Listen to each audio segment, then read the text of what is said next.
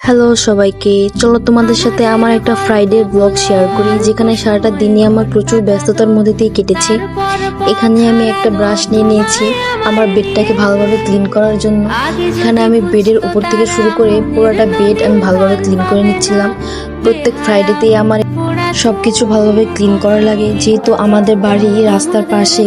তোমরা তো জানোই রাস্তার পাশে যাদের বাসা প্রচুর ধুলা হয়, যার জন্য আমার প্রতি ফ্রাইডেতেই সবকিছু ক্লিন করা লাগে। এখানে আমি আমার বেডটাকে খুব ভালোভাবে ক্লিন করে নিয়েছি। দেখো কত পরিমাণ ধুলা জমেছে। দেন আমি এখন বেডের নিচের পাশটা ভালোভাবে ক্লিন করে নিচ্ছিলাম। তারপর আমি চলে যাই আমার ড্রেসিং টেবিলটাকে ভালোভাবে ক্লিন করার জন্য। এখানে আমি প্রথমে ব্রাশ দিয়ে ভালোভাবে ক্লিন করে নিয়েছি। তারপর আমি এই স্প্রেটা দিয়ে আমি এখানে গ্লাসগুলো পরিষ্কার করে নিচ্ছিলাম। প্রতি শুক্রবারই আমার এগুলোকে ভালোভাবে ক্লিন করতে হয়, না হলে প্রচুর ধুলা জমে।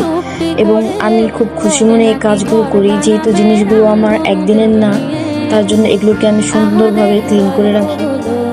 এরপর আমি এখানে সামনের আয়নাটাকেও খুব ভালোভাবে স্প্রে করে ক্লিন করে নিচ্ছিলাম। এই স্প্রে দিয়ে আয়নাগুলো ক্লিন করলে খুব ভালোভাবে কিন্তু ময়লাগুলো পরিষ্কার হয়ে যায়। যেহেতু সারাদিন প্রচুর ব্যস্ততার মধ্যে দিয়ে যায়, তাই ফ্রাইডে ব্লগটা এডিট করতে করতে আমার আছে প্রায় সোমবার হয়ে গেছে। তারপর আমি এখানে অপর পাশের গ্লাসটাও ভালোভাবে ক্লিন করে নিচ্ছিলাম। দেন আমি এখানে আমার বেডশিটটাকেও চেঞ্জ করে নিয়েছি। দেখতে যতটা সহজভাবে মনে হয়, আসলে কিন্তু অতটা সহজভাবে এগুলো সব পরিষ্কার করা হয় না। এরপর আমি আমার ওয়ার্ডরোবের উপরে ক্লিন করে নিচ্ছিলাম। এখানেও বেশ ধুলোবালি জমে গিয়েছিল।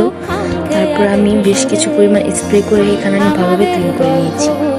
তারপরে আমি চলে যাই দুপুরে রান্না করার জন্য। এদিকে চুলায় ভাত বসিয়ে দিই এবং সাথে জাম মাখা করি। সেই সকাল 7টা বাজে উঠে এগুলো সব ক্লিন করতে করতে আমার প্রায় দুপুর 11টা বেজে যায়। এরপরে আমি আবার চুলায় রান্নাও বসিয়ে দিই, সাথে এই জাম মাখাটা করছিলাম। এবং এই জাম মাখাটা কিন্তু খেতে অনেক ভালো হয়েছিল। সাথে দুপুরের জন্য রান্না করব এখানে গরুর মাংস। আমি এই রেডিমেড প্যাকেটের মশলাটা দিয়ে আজকে আমি রান্নাটা করব।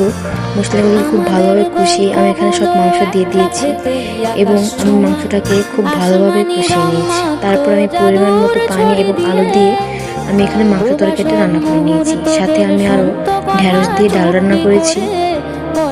এই ঢেঁড়স দিয়ে ডাল শুধুমাত্র আমিই খাই। তারপরে খাওয়া দাওয়া করে আমরা এখানে কিছুক্ষণ সময় ঘুমাচ্ছিলাম। এখন বাজে 3টা 7। দিন সন্ধ্যার দিকে আমার জামাই বলছিল নুডলস রান্না করার জন্য। আমি এখানে নুডলস রান্না করছিলাম এবং সেটাই আমি বসে বসে খাচ্ছিলাম। তার কিছুক্ষণের মধ্যে আমার জামাই বাইরে থেকে আমার জন্য পুরি নিয়ে আসে। এটা ছিল ডাল পুরি। আমার কাছে যেহেতু আলু পুরি বেশি ভালো লাগে, তাই এটা আমি একটার বেশি খাইনি।